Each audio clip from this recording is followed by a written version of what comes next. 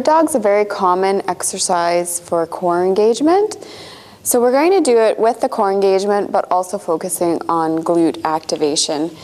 So from a tabletop position, you're going to pinch the shoulder blades together.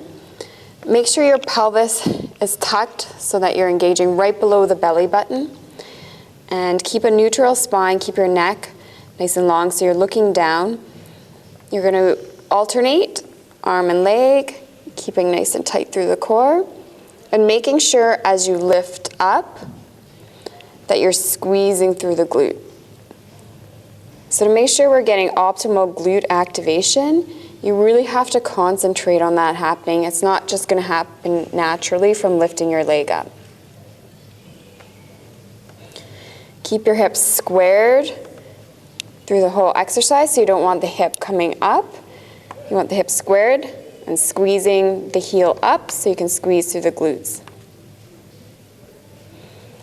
Just nice and slow and controlled.